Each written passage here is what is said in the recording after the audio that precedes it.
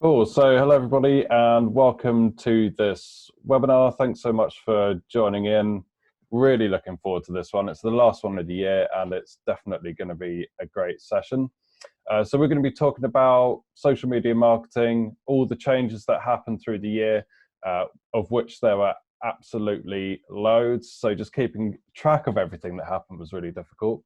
So reviewing that, looking at highlights from everyone's perspective, obviously answering all your questions, and looking forward to some of the strategies that we think are going to work well next year. So on the panel today, we have Fern from Team Overdrive.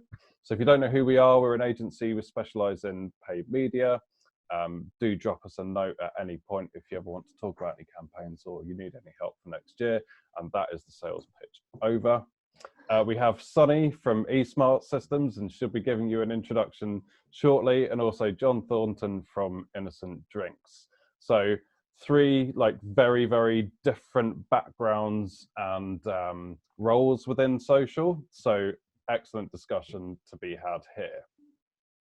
So why don't we kick off with a few intros? Who wants to go first? Sunny? Yeah, I don't mind going first. Hi, everybody. Thank you for attending the webinar. My name's Sunny Nagra. I'm currently Global Head of Marketing Communications at eSmart Systems, which is a startup scale-up company. Previous to that, I spent 11 years at General Electric. Before I left, I was their Global Digital Marketing Director, or whatever you want to call it, role. Actually just launching digital marketing campaigns globally across the globe in a B2B environment for the energy industry. Cool, thank you. John? Yeah, hi, I'm John. I've worked at Innocent Smoothies for the last 4 years, doing social media and copywriting. And so I've done things like argue with the internet about the colour of our blue drink. I once ironed Duncan from Blue's shirt for him before we made an ad. Nearly poisoned the nation's children. That was a good day. So yeah, just keeping just a really professional, serious marketing person. Also, I have COVID right now.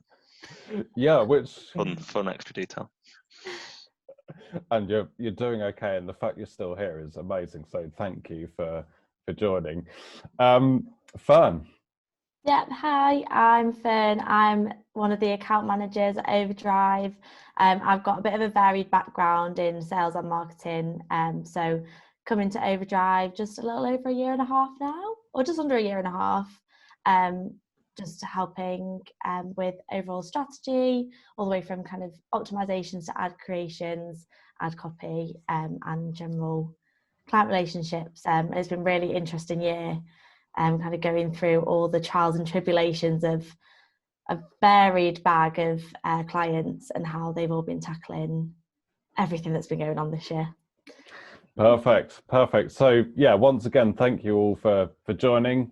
Thanks everyone for joining in. If you just joined, we're about to get cracking properly.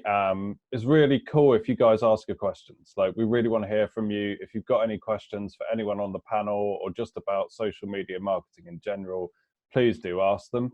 So you can do that by just dropping a question in the chat box. There is also the Q&A function that we have here on Zoom. So any questions at all, small, big, whatever, drop them in. We'd love to hear from you. The more you ask, the better this session is for everyone, I think. So cool.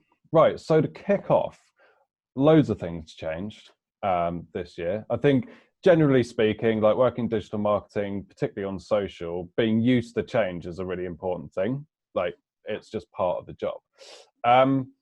From your guys' perspectives, what were some of the biggest changes you saw, and what are some of the biggest adaptations that you had to make within the businesses that you work in? So, Sunny, how about you kick that off from the world of B2B and that perspective? Yeah, so like you said, there was a lot of change, I think, even just not this year, the previous year as well. Some of the biggest things we saw in the B2B market globally was the big shift from desktop to mobile usage, which had a huge impact on our digital marketing strategy. So whereas before we could track, we could know who's looking at our content, all of that flew out the window. and we had to deviate and change. So depending upon region, there was a lot of shift. There was a lot of, we found with especially social media, there was a lot of content out there. Everyone was pushing a lot to target audiences. And we were starting to see a bit of fatigue, I would say, around the middle of the year, around Easter coming up to the summer. There was a lot of fatigue. Techniques that would have worked in the past, for example, video ads, high value content that is gated, that people would normally interact with, people were no longer interacting. So we had to change strategies really quickly and shift and change. And then we also found that come summer, everybody was out. So nobody was focused, right, on what was going on. And in B2B, that's really difficult because each region had different lockdown strategies as well. So we had some regions where it was still working really well. So for example, in India and Asia, Facebook, WhatsApp worked really, really well. LinkedIn even. In the North American market, LinkedIn fatigue, nobody was looking at anything. And so different regions were reacting very differently, and we had to shift and change quite a bit. Yeah, I think it's not just platform changes, is it? It's being aware of general market changes or shifts in the world. And when the world kind of is used to marketing at events and networking at events, and then suddenly LinkedIn's really one of the only options, it gets very busy very quickly, and you have to be able to adapt to that, I think. So massively interesting. What about from a B2C social perspective, John? Like, what are the bigger changes that you saw over the last 12 months? I think TikTok's really sort of solidified itself to the point where now brands can't really ignore it. And so now sort of all the big brands have TikTok accounts. I feel like some people jumped on it earlier, like in 2020, but now kind of everyone's on there for better or worse. So it's not as, I think just as still the case on the other channels, there's some brands you kind of wish weren't on there. But some are finding ways to do cool stuff, which people actually enjoy. So yeah. And when you kind of start to see a shift towards a new platform like TikTok, and people start to take it more seriously, do you reduce effort on other platforms to make up the time to do that, or is it new resource, additional effort? How do you manage that? Oh, it's definitely not more effort. That's absolutely not. No, I mean we didn't get on TikTok until probably I think March this year, so we didn't leap on it. I think like if you look at all the other ones that popped up, like Clubhouse, which has already died a death. I can't remember. There's at least one other one, and plus like things like LinkedIn Stories, Fleets, kind of thing.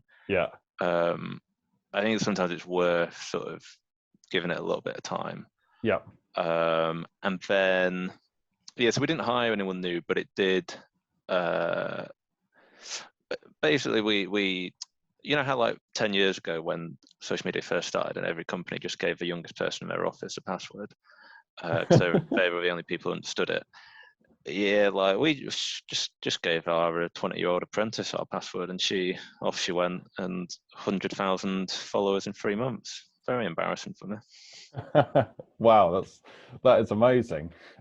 Sonny, did you guys have a go at Clubhouse before it kind of went down No, so in the B2B B2B world, I mean, I work in the energy sector, so we're very, very conservative in the energy sector, and our demographics is almost changing now as well, which is changing the way we're marketing. So where our demographics, the average age would have been around the 35 to 45 mark, we're now seeing that IT departments are getting involved in what we're selling in the energy industry, and that's a younger demographic. So, and especially with large corporates, you've got to be a lot more careful about which platforms you use because of branding and so forth. So really, I think the most adventurous we probably go is Facebook in certain regions, Instagram when needed, but not really. And even on Twitter, we have legal all over us as soon as people start telling us what they really think, right? And so then you just think, is it really worth the effort? And you start pushing things out. So it depends on what market you're serving in B2B, but we've definitely seen a shift where we are now speaking to our audience more like B2C than we used to before. So we're a little bit less conservative in the language we're using, and we're being a little bit more dramatic in what we're doing. So we're actually, a lot of our time is spent at looking what people like John are doing in B2C and seeing how we could do that to make it a bit more fun, right? And see how our audiences engage. Because even the content on LinkedIn is changing quite a bit now, where it's a little bit more fun content and so forth. No, and that's such a good point that we are definitely 100% going to look at later in terms of processes behind copy or freedom of copy or limitations of copy that we have to talk about.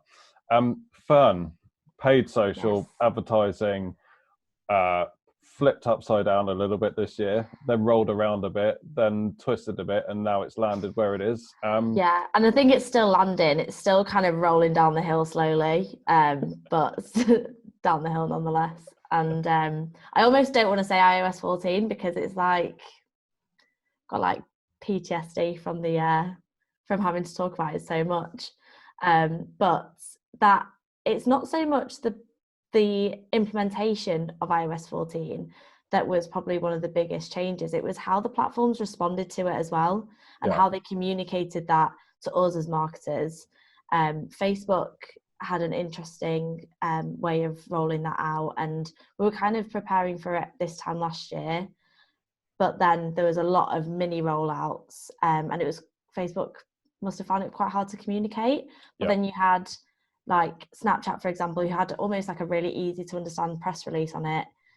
You've got Pinterest that still are showing crazy attribution windows, and it doesn't seem like much has changed on Pinterest. But that is still something that we're learning about. I think Facebook are learning about definitely. But going back to what you said about TikTok, that's definitely had such a huge shift on content that consumers are taking in as well. We've obviously got Reels on Instagram now. That's definitely the first step into brands advertising on TikTok, which is still at the moment very expensive, very, I guess, quite new and isn't fully developed yet. But that's in terms of like placements, that kind of format is very new and it's working quite well with engagement, and also is changing the way that we, I guess, deliver our creative. So a lot more user generated content, which is working a lot stronger. And from a paid perspective, when a year or two ago it was like the polished thumb stopping creative that didn't look like anything else was what worked. So we are definitely seeing that shift now, and just kind of bringing those learnings into next year to see what else we can find. And would love to have a broader conversation about performance as well, because I think having just gone through Black Friday, that was a really good yardstick of where everything's ended up, and actually we saw some really good performance and success throughout that period. So like, what were all the adaptations that needed to get there? On the subject of copy and creative and what's working, I think one of the biggest questions I had for this session, and I think one of the really interesting topics, is around freedom and autonomy, right? So Sunny and John, probably like business wise and social wise, almost opposite ends of the spectrum in terms of like the approach and like the front end view on everything. So John, like you guys have done some, like, you go and look at your Twitter. I was going through it again just to kind of obviously prepare for this webinar. I was like, this is so funny and it's so free. And when I see, I'm like, what's the process behind tweeting something like just crazy? Or talk me through it, because it's fascinating. So I guess we don't really have a sign-off process. We have a rule which is, if you're 70% sure, go for it. To be honest, I go as low as 40%. But yeah, basically, if I'm like confident something's fine, I can just put it out in the world. I don't need to check it with anyone. And so something can literally we can go from nothing to a tweet in 60 seconds. Often, obviously, it takes me longer than that. But and I would check. If I wasn't sure about something, I would run it by my boss. and bigger campaigns, or if there's going to be spend behind something, we'd generally inform people, but it'd be more telling them we're doing this than asking them to do this. Yeah. And I guess I kind of feel like, obviously sometimes stuff goes wrong, but then you'll see all these brands who must have gigantic sign-off processes and their stuff goes wrong. So like Burger King's thing about women belonging in the kitchen on International Women's Day. There's so many people involved with that. So the way I see it is stuff's going to go wrong either way, but if you have sign-off, it just stops a lot of stuff going right. I love that. Yeah, no, I really like that. And Sunny, your end of the spectrum, where you've got, like you were saying, like legal are involved, you've got loads of different regions, there's loads of different cultures. Totally. How do you approach that? Because I imagine as a marketer, you still want to be aggressive, right? Yeah. You want to be able to hit your targets of getting your message to your customers.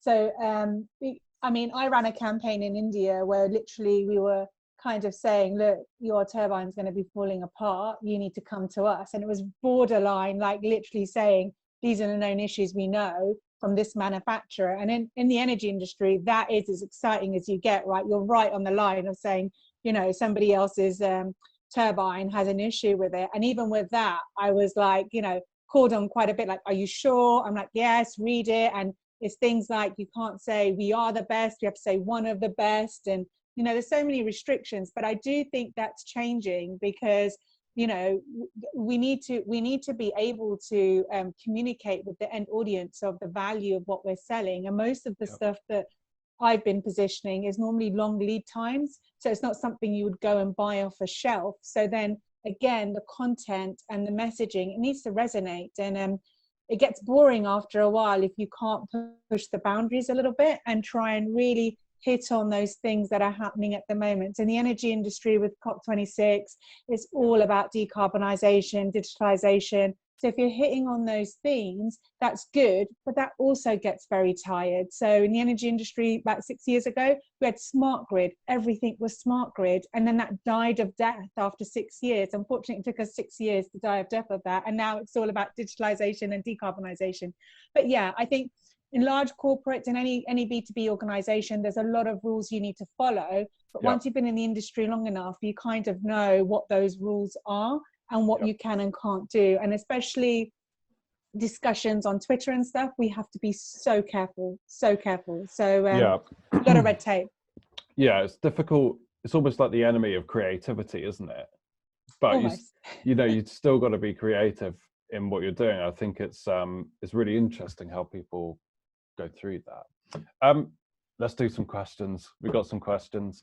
If anyone else has any questions, we've got a couple of good ones coming in already. Please do drop them in. We'll definitely get to them. So drop them in and ask them. So the first question is for you, Sunny. So I guess it's basically saying, like, whilst you're not on TikTok now because the energy sector doesn't fit with the audience, do you have any opinions on the future of the energy sector and how that fits in with TikTok? And basically saying, like, engineers of the future are probably on TikTok now. So how do you leverage that for the future? Yeah, and I think we would use those type of platforms like Instagram, TikTok, really around at the moment. I think a lot of B2Bs are using it for job advertisements and apprenticeships and things like that. But again, you got to be very careful because you don't want it to become too boring either. But majority of the data scientists and so forth that are coming through the ranks now, the type of people we want to approach, we will be using those channels to do those things. And slowly, I think it will transition as the demographics of that industry change. I mean, we're expecting, like, I think globally around a 40% retirement rate of engineers in the energy industry. So this is a great question. Is it from Joe? It's a great question because we need to start utilizing those, but we need to be careful about what we're putting on those as well, because we could look really stupid, right, by putting very serious things about energy on there, and people are like, what the hell is this? I'm gonna, I don't want to see this in my feed. Like, what the hell are they talking about? So I think you've got to be very thoughtful about what you put on there. And I think at the moment, especially me moving to this new startup where we haven't really touched on, we're doing our digital marketing strategy for 2022, only started 6 months ago. But here, most definitely, because they're working with AI and big data for the energy industry, those channels will be used, but mainly for recruitment and education, I think. Yeah, I think it's just such a great question. And John, do you see social playing into your recruitment? Like, I'm guessing a lot of people who come and interview at Innocent are attracted by what you're doing on social, and it's appealing for a candidate. Does that play into it at all? Do you see that feedback coming in? I mean, we've probably hired sort of 200 people since I joined, and I think 2 of them have mentioned our socials. So it's not a great hit rate. I mean, I think so for kind of like what Sonny's saying, most of our audience on social actually probably are, and then most of our jobs has maybe not huge amounts of overlap. Yep. So apart from at LinkedIn, we don't really post job adverts unless it's a role like in our actual team, and then we would, because obviously then plenty of people are kind of keen for it. So we had a social role earlier in the year, which was quite fun to advertise on Twitter, being like, these are some of the good points of the job, and then these are some of the bad ones, kind of thing, and like encouraging people who were too clever not to join because they'd show us up and things like that. Yeah. But I just think it's well, for B2B, definitely it's a really good way to get behind the scenes a bit, and really show people what it is, what the culture is. Fermi, a question on paid. So you mentioned TikTok being expensive. Do you think that's down to a lack of businesses using it, or do you think it's more of an individual channel? Or what are your thoughts on why? I mean, it is a new platform for advertising anyway, like self-service platform is still quite new. Yeah. So I don't think it's due to the fact that there's a lack of businesses using TikTok ads, because there actually are a lot of big brands using them, and there are these kind of brands like Dell, Chanel, Foot Asylum, JD, who have big brand budgets, who can happily spend £50 a day on like one campaign and one audience set. But I think what people are doing more now, and what brands are doing more now, are actually boosting influencer or TikTok creators' posts that are in collaborations with them. That's a lot cheaper. I think it'll be interesting to see if TikTok do change their pricing. I don't know if that's their pricing model that they're sticking to as kind of like an entrance, and then seeing how brands react to that. It's definitely, there's still a lot of developing to do there in terms of how we can track the success of paid ads as a paid ad and not so much as an influencer boosting. Which is, it's quite an interesting middle ground between organic social and paid social. You have that in between with the boosted posts. So it'll be interesting to see next year how that pans out, but we're always checking in to our TikTok ads account just to see if there's any advances, any I guess price reductions. I hope that answers the question. I'm sure it does, but it is an ever changing thing, and it's still quite new, and we'll get on to 2022 shortly, but I think we'll definitely see that platform as an ad platform develop quite a bit next year, I think, definitely. So in terms of performance, have you guys broadly seen performance, or like the outcomes of what you're doing, increase year on year? Have you struggled with performance this year? Have you seen certain things work really well? From an actual like performance point of view, what's your take on the year? And also, what does performance look like for you, and what are you measured on? Like, what are the key KPIs? John, do you want to crack on with that one? Yeah, so for us, our key KPI is like impressions and reach. So kind of just really stuff going big on the channels, being seen by as many people as possible. And that has been doing fine, sort of. So I've been more involved in copywriting than social the last couple of months, but sort of first half of the year we were on track for best year we'd had, kind of thing. And then we're sort of, I guess our second KPI is like something is a bit more intangible, and it's kind of like just really memorable moments kind of thing. I wouldn't say we've maybe not massively had one of those this year, and maybe the way we did with like a blue smoothie a couple of years ago, but kind of some stuff that came close. So we had a nice when the pubs reopened, we pretended to be drunk that morning, and we're like, oh, if you don't want to get drunk, go have a smoothie, but every single word spelt wrong. Yeah. And I think that's one of the interesting things that I've seen sort of on social this year. Is it did like all right on Twitter, but it did stupidly well on LinkedIn. Right. And I've seen just like a growing trend of things going viral on LinkedIn from elsewhere. So like brands like Thursday, who seem to have built a big chunk of their brand entirely on people sharing it on LinkedIn, and kind of other marketers doing their marketing for them almost. Yeah, that is interesting. Yeah, you see a lot of that, don't you? Like, that's a really interesting trend that you've spotted in terms of the performance, and that like the original campaign is almost outperformed by the example of the campaign that someone's sharing on LinkedIn. It's like a weird thing to say out loud. It's bizarre, isn't it? I think there'll be a lot more of either people doing like one-off billboards just for the photo, or even like, I mean, you can mock them up so good nowadays. You don't really even need to do the billboard. You can just make it look like you did the billboard. Yeah. No, that's such a good point. We do need to talk about Conker milk at some point. Yeah, what do you want to know about it? One of my favourite things. Can you go into that story? Yeah, so this was a couple of years ago now, but we have a dairy-free range. So like almond milk, oat milk, hazelnut milk, etc. Except we're not allowed to call them almond milk, etc. So I probably shouldn't have said that when it's being recorded. But so because of the restrictions around it, they are quite difficult to talk about.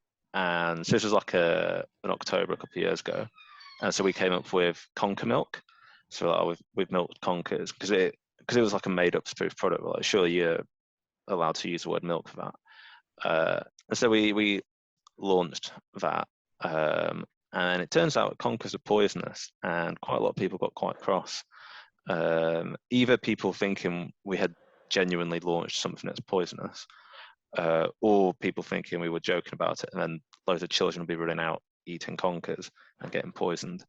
So we basically what we did was we decided to spend 4 days begging people to not eat Conkers in like a really over the top way. So it kind of it undermined all the people who were like seriously offended and just made it all look a bit ridiculous, and people really enjoyed it. And then started jokingly threatening to eat Conkers and stuff, so we'd beg even more and stuff like that. Yeah, no, it was brilliant. Yeah, that was when you were talking about your example earlier in the year. I remembered that, and yeah, one of my favourites, definitely.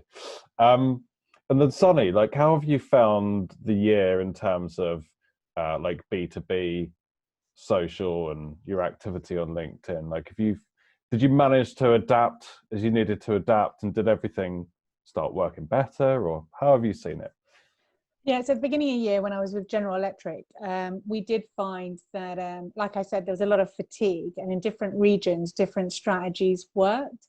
So what we tended to find was that because GE had such a big brand, in terms of getting people to engage, it was at the beginning, it was quite easy. People were liking things, they would go and see things, they would click through. So our KPIs are really kind of down to the detail of how many people came to the landing page, how long they spend on the page, what do they do, and then a less on the impression side, because we were getting huge impressions anyway.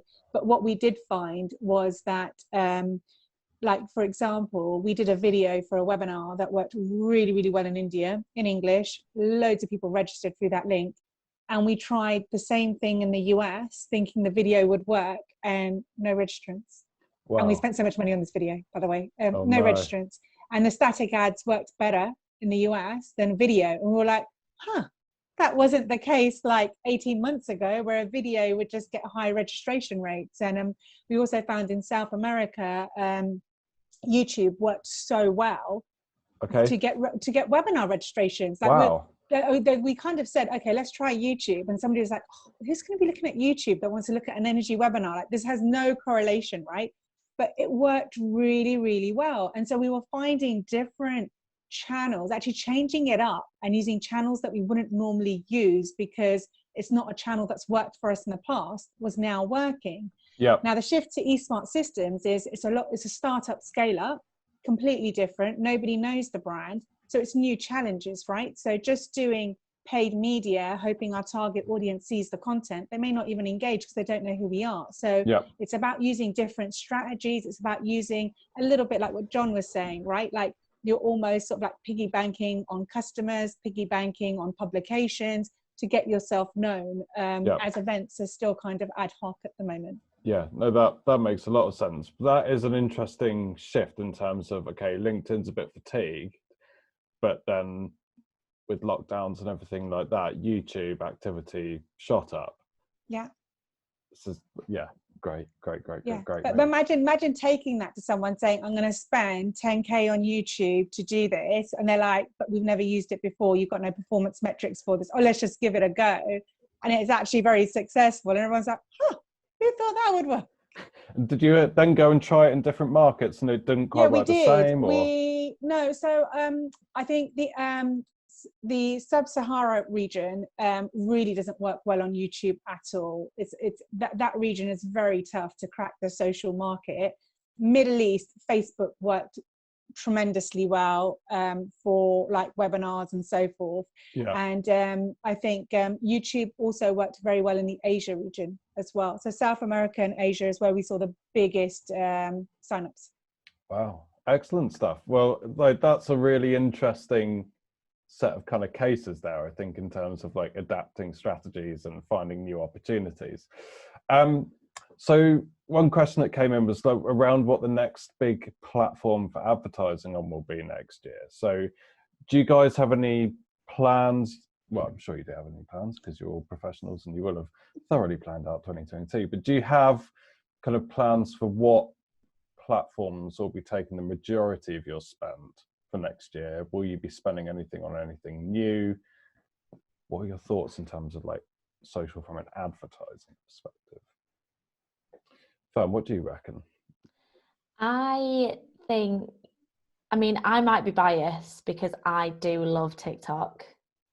I am actually really hoping that TikTok becomes a more ad-friendly platform. And I think if it does, when it does, it's going to change the game completely. We definitely rely, like Facebook and Instagram definitely get the lion's share. I think it always will to a certain extent. But I definitely think that TikTok is going to get even bigger and a lot more popular to advertise on. Maybe not through Ads Manager specifically, but through the boosted posts. But also, like you said, Sunny, YouTube, especially from our side, it's become a much more popular platform to leverage that social content. Just put it in those YouTube dimensions and see how it runs, because it's relatively cheap in terms of cost per view. And it's a really good way to get your brand out there. There's definitely a lot of people shifting even just a bit of that social budget onto YouTube. Like we have definitely seen that as a trend this year. Sunny, well, I mean, is it an assumption that the majority of your ad spend will be LinkedIn? Will YouTube become more part of the mix given the experimentation there? Like, where are you? It's slightly different for me now. So even moving from a large corporation to like a small startup, the strategy is completely different, because here's a logo that nobody knows. What are we going to do? And we're in data and analytics, right? Which is great fun. So I think actually we'll be spreading, we're putting our budgeting together now for next year, but we will be, I think, spreading our wings a little bit more. LinkedIn most definitely, but I think we will do a little bit more fun things on other channels, try different publications, try more personalization. Google's just so expensive, so I think I'll try YouTube. We got to kind of experiment and see what works best, because people are tired. I don't know about you guys, but there's so much information out there, there's so much being pushed at us that you need to find a different way to connect with your target audience, but also the different type of content. So I love some of the stuff that John's doing. Unfortunately, I can't do that in the B2B world, but it's almost like, how do you do something that's completely different, that you get your message across, that people will notice it now, because there's so much of it. So whereas before there wasn't so much. And I think the shift from desktop to mobile is definitely a big driver behind where you spend, because all of a sudden your tracking and what you can measure has completely changed. Yeah, definitely. And John, what's your involvement in that, like ad spend on social? Is that something that you and your team get involved with? Is it a different team? What's your take on ad spend? No, yeah, so it is our team. We don't do masses of it. So we don't kind of, and you know, for a lot of businesses, paid and organic are completely separate. Whereas we pretty much just do organic, and then for a few key campaigns, we would put spend behind that organic content. And so it'd be, because it really would have like the same objectives. It'd be, just wanted to go to be seen by a lot of people. And like, I think the good thing for spend from then our point of view is it just kind of, it breaks out of that bubble that we might otherwise be in. So like, because you know, even if something organic gets retweeted quite a lot or whatever, it's sort of, you know, if all our kind of normal retweeters retweet it, then the people who are used to, their followers who are used to seeing them retweet our stuff still see it, kind of thing. It's just slightly bigger ripples breaking out of that kind of orbit. Is where we use what we've had some success with is, for something like that, we'll put it live organic, but have the page stuff scheduled to kick in from sort of 2 hours after it's gone live. And because what a lot of stuff we do involves interacting with our audience. So like our blue drink argument, for instance, it then means we've kind of already started that ball of like interaction rolling. And then when people who aren't as familiar with us see it, it's kind of already kicked off. And so it's easier for them to join in.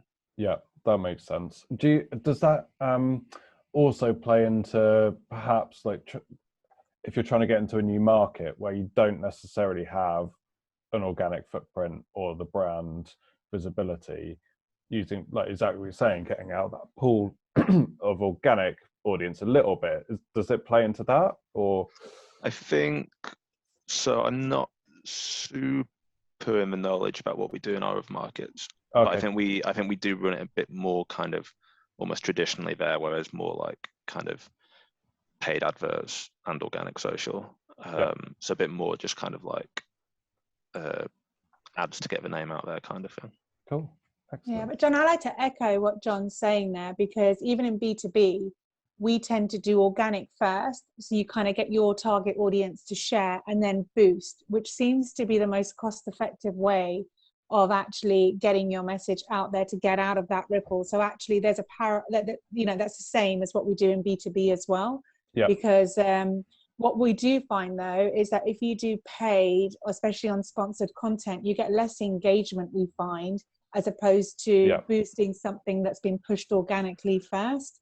So that's kind of some of the differences we've seen in the B2B, but it's very similar to what John's saying, is that's the most cost-effective strategy. Yeah, definitely. I guess from an engagement perspective as well, if you're then promoting or paying to promote the content that's worked well organically, it's going to work well from a pay perspective as well. But I think a lot of people will, like a common mistake is when you're chasing engagement, you're promoting something that hasn't worked organically, but has it not worked organically just because it's not worked organically, therefore it's not going to work paid either. Yeah, it's taking that step back, isn't it, to say, well, why didn't it work? Yeah, definitely. So massively interesting question here from someone who's saying, for context, they work for a group of businesses or a parent company that has many businesses, 130 within the group. And when you're managing social or digital across such a broad range of stakeholders, any advice on keeping everyone on the same page and on the same direction? That's a really good question. I can take that one if you want, John. I think we had to share an account, I would say, my last company I worked for, with multiple different businesses.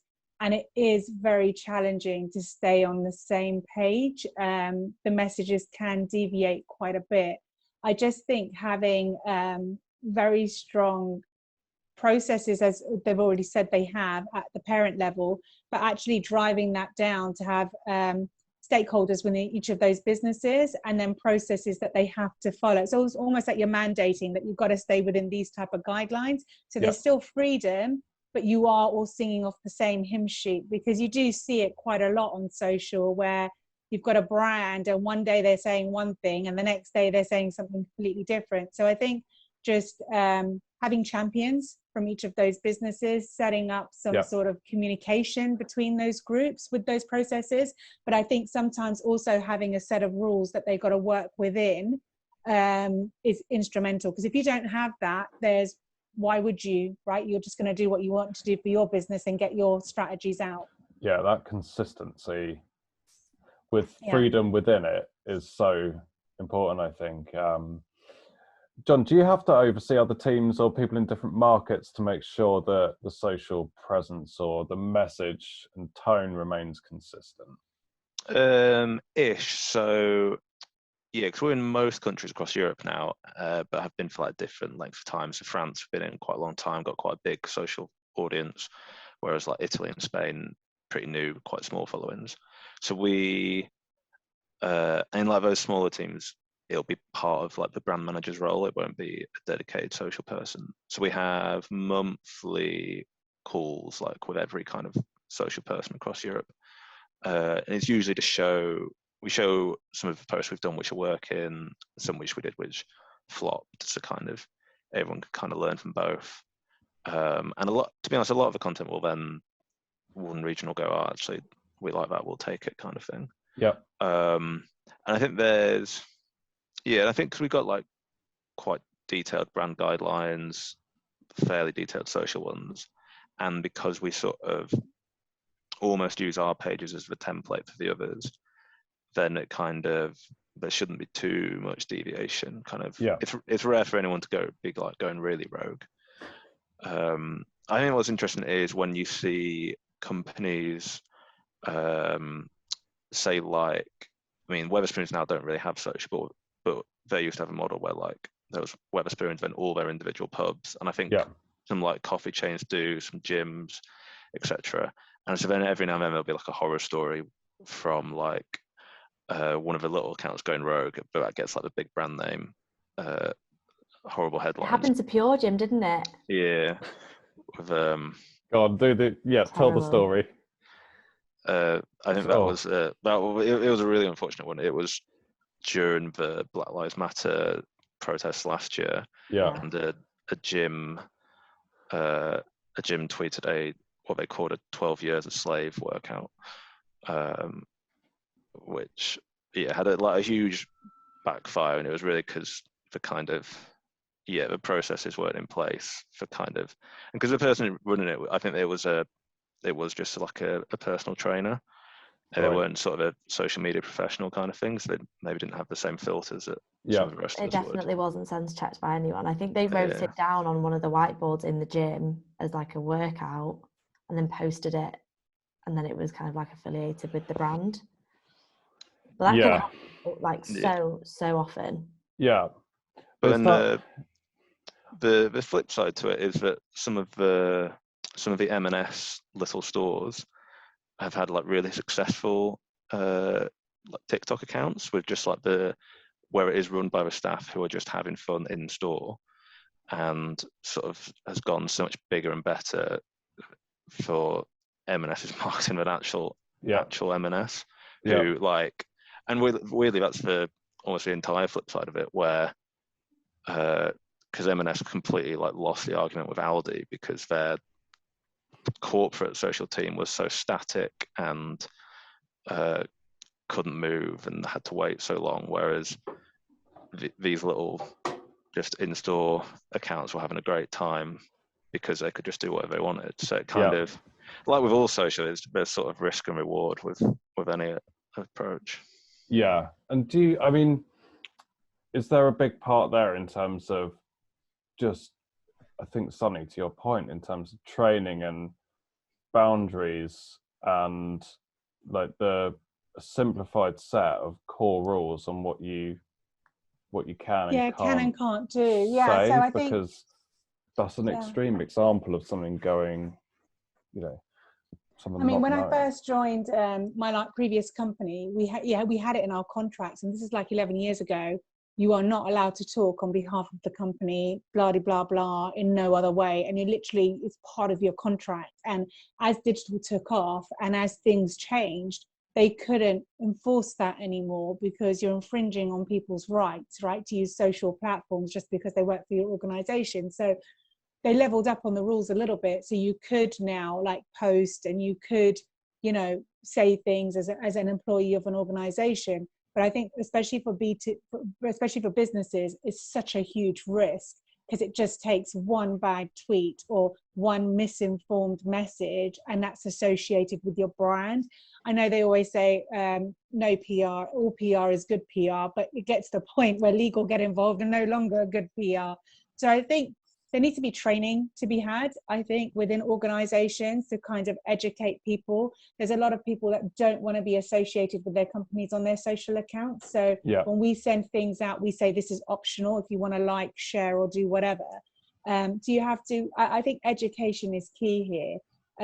But you know, ultimately, if you've got a huge organization, how are you going to stop that one individual from having a bad day and writing something in a rant or doing what they need to do? So I think there is training to be done, but also I think just awareness as well of how people's lives are changing with digital as well. And it's part of them when they come to work, as opposed to something they used to do outside of office hours, because that's another big shift, right? Yeah, absolutely. So we've got about 10 minutes left. We've had a load of great questions. If anyone's got any questions remaining, please do drop them in the Q&A or in the chat. Absolutely, we'd love to hear from you. We'll definitely try and cover them off within the last 10 minutes. While we wait for any to come in, what would all three of you, what would your one big key piece of advice be for anyone who's just putting the remaining touches on their plans for next year based on what you've learned through 2021? Who wants to go first on that one? I don't mind going. I was seeing as I'm putting my plans together right now. I think my advice to anybody would be, if they're in the B2B space, events especially, right? So events, put it on the side as part of your budget. You know, make sure you've got a bit of money for events, but really think about what you could do different in your social media spend, and what campaigns you've got behind that and the content you've got behind that. I think it's crucial that you plan within your marketing budget to have budget set aside to create good content and interactive content and different types of content, and then really spend the money on social. Like, don't make the mistakes of just static ads and doing the mundane things that we used to do last year and the year before and the year before that, because I don't think it's going to work anymore. I think we need to kind of brush up and change our approach. Yeah, love that. What about you, John? I think kind of going back to what we were saying about creativity and freedom and sign off, like when that whole Weetabix beans thing kicked off, a number of companies who were able to get involved quickly with that, including like companies you wouldn't expect. So like I saw Christian Aid and Audience Survey and the State of Israel all chipping in, and so it shows they must have streamlined their sign-off process at best, or kind of gone for an approach like ours where there basically isn't one. So I think that kind of freedom is where you're able to really win, especially with like organic and kind of like personality-led content, as also the Aldi one showed, like the kind of the guts to sign that one off like was what kind of won it for them. And so kind of not taking yourself too seriously and having that freedom. No, brilliant. And Fern, from the ads perspective? From the ads perspective, I think diversifying your paid media mix, so not just focusing on Facebook, which is getting more and more expensive every year, to look into other things that you might not have necessarily thought would work well, like Sunny said, with YouTube in South America. It's always worth trying something out, especially in the new year. Fresh budgets, fresh set of eyes, fresh mind, and just testing some things and seeing how it works. But one of the big things for us in paid media at the minute is just really doing a health check on your CRM and your segmentation. That first party data is so important now, and just understanding where it fits in your segmentation as a business is so important, so you can repurpose those leads and get as close to your customer personas as possible when you're targeting those audiences, especially for acquisition. That would be kind of the first thing that I'd look into as a piece of advice for 2022. All excellent advice. Thank you. So if there's no more questions, I think we'll probably wrap up there. But John, Sunny, Fern, thank you so much for joining and being part of that discussion. It was absolutely really interesting, and I'm sure everyone found that really useful. And hope everyone has a lovely rest of the week and a lovely Christmas. And we'll be back with more in the new year. Thanks very much, everyone. Thank you, everybody. Thank you, everyone. Bye.